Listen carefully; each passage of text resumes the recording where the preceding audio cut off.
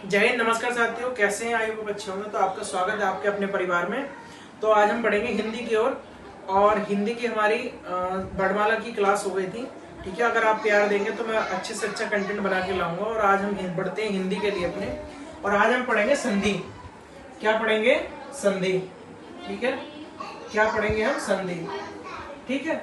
अच्छा, संधि के अर्थ के बारे में पढ़ेंगे। संधि क्या होती है, कैसे क्या होती है, किसके, पूरी जानकारी लेंगे हम। जिसने बताया वो बहुत अच्छी बात है, जिसने नहीं बताया वो भी बहुत अच्छी बात है, वो भी हम आज बताएंगे। ठीक है। अच्छा, संधि के बारे में, संधि का अर्थ क्या है? संधि का अर्थ होता है मेल या जोड़। ठीक है, मेल या जोड़। अच्छा, मेल की बात होगी। मेल का भी मिलना होता है, जोड़ का भी मतलब जोड़ना होता है। ठीक है, मेल का मतलब ही जुड़ना होता है और जोड़ का मतलब भी क्या होता है? जुड़ना होता है। ठीक है, तो इसका अर्थ क्या होगा? मेल या जोड़। ठीक है। अब इसकी डेफिनेशन क्या होती है? परिभाषा। इसकी संधि की परिभाषा देखो। संधि की परिभाषा होती है दो वर्णों के मेल को, दो वर्णों के मेल को संधि कहते हैं। क्या कहते हैं? संधि कहते हैं। दो वर्णों के मेल को संधि कहते हैं। आपको बात समझ में? संधि किसे कहते हैं? दो वर्णों के मेल को क्या कहते हैं? हम संधि कहते हैं। ठीक है ना। आगे बढ़े हम, बहुत अच्छी बात है। अथवा, अच्छा, अथवा और भी बन सकती है इसकी डेफिनेशन, बिल्कुल बन सकती है सर। अथवा में इसकी डेफिनेशन दूसरी भी बन सकती है। ठीक है, जो हमने एक बनाई इससे दूसरी भी बना सकते हैं। कैसे? दो वर्णों के सहयोग से, दो वर्णों के सहयोग से किसी शब्द के निर्माण में जो विकार उत्पन्न होता है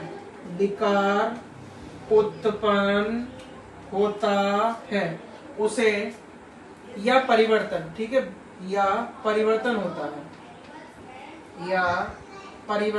होता है उसे संधि कहते हैं। क्या कहते हैं भैया? उसे संधि कहते हैं। ठीक है, एक तो डेफिनेशन हो गई कि दो वर्णों के मेल को संधि कहते हैं, और दूसरी बात है कि दो वर्णों के सहयोग, मतलब दो वर्णों को आपस में मिलाने से जो नया वर्ण बनेगा, जो हमको नए वर्ण की उत्पत्ति होगी, वही क्या कहलाती है? संधि कहलाती है।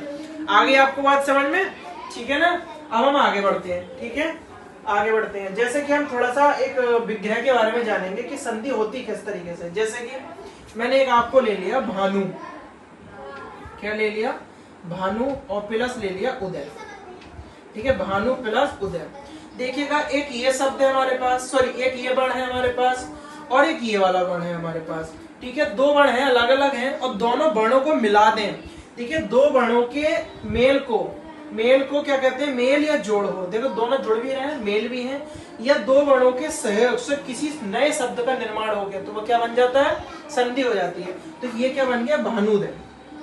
क्या बन गया? भानुदय। अब आप ये कहोगे कि ये बड़े ऊ की मात्रा क्यों आ गई, वो मैं आगे जब संधि विच्छेद करूंगा तो आपको बताऊंगा। लेकिन फिलहाल मैं आपको बता देता हूं कि ये भी छोटू की मात्रा है। छोटू ऊ प्लस ऊ मिलके बड़ा ऊ बनता है। ठीक है, ये ऊ और ये ऊ मिलके क्या बनाएंगे? बड़ा ऊ बनाएंगे। लेकिन हम संधि विच्छेद करेंगे तो आपको विशेष रूप से पता चलेगा कि हाँ, कि हम क्या क्या जानकारी लिख रहे हैं। ठीक है ना सर। आगे बढ़े हम। संधि संस्कृत भाषा का शब्द है। किसका? संस्कृत भाषा का शब्द है। किस भाषा का शब्द है भैया? संस्कृत भाषा का शब्द है। दूसरी बात, संधि का जो विलोम होता है, विलोम शब्द, ठीक है, संधि का विलोम जो होता है वो विग्रह होता है। विग्रह मानी किसी चीज को अलग अलग करके एक जोड़ना, या जुड़े हुए चीज को अलग अलग करना ही क्या कहलाता है? संधि कहलाता है। ठीक है सर। आगे बढ़े हम, इस चीज को उतार लेंगे, स्क्रीनशॉट ले लेंगे, फिर हम आगे बढ़ते हैं। ठीक है, अब संधि को तीन भागों में बांटेंगे। संधि को हम तीन भागों में बांटेंगे। ठीक है, ठीक है। बात है संधि, किसकी बात हो रही है? संधि की। देखो, संधि को हमने किन भागों में बांटा? तीन भागों में बांटा।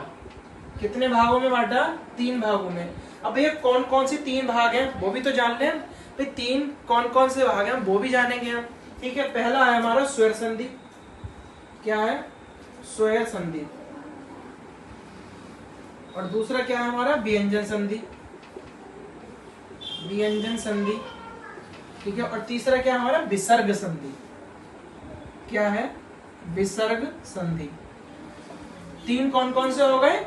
एक तो स्वर संधि, ठीक है, दूसरा व्यंजन संधि और क्या है? विसर्ग संधि। अच्छा, स्वर संधि के कितने भेद होते हैं? 5।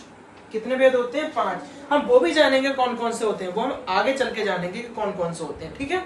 आगे बढ़े हम, ठीक है। अच्छा, स्वर संधि की क्या डेफिनेशन होगी, कैसे क्या होगी, वो हम जानकर लेते हैं। यहाँ लिख देते हैं हम कि दो स्वरों के मेल से जो विकार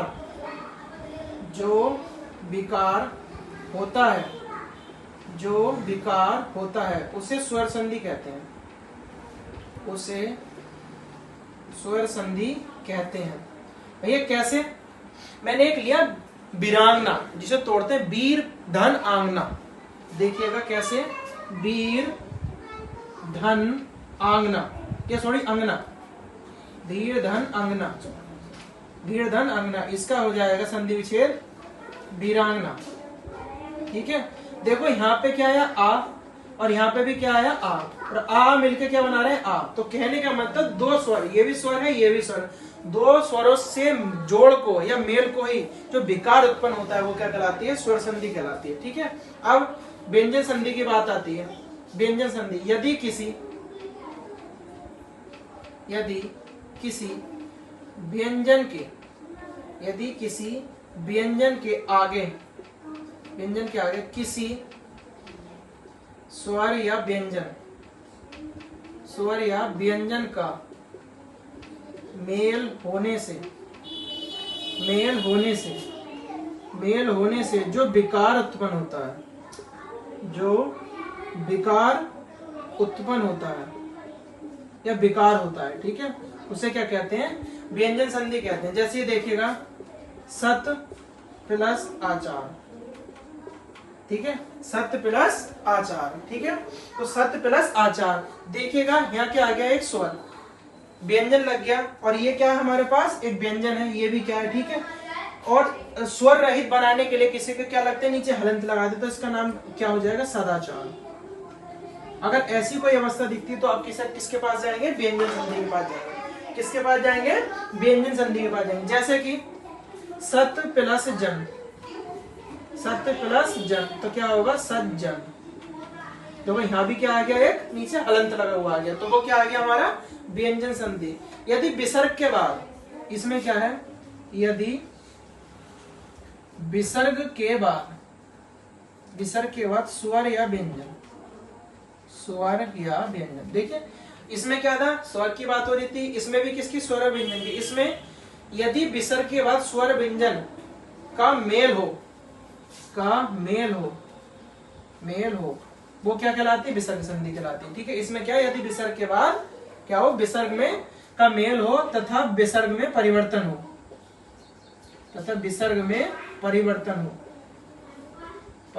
हो, ठीक है, वो क्या कहलाती है? विसर्ग संधि कहलाती है। क्या कहलाती है? विसर्ग संधि कहलाती है, ठीक।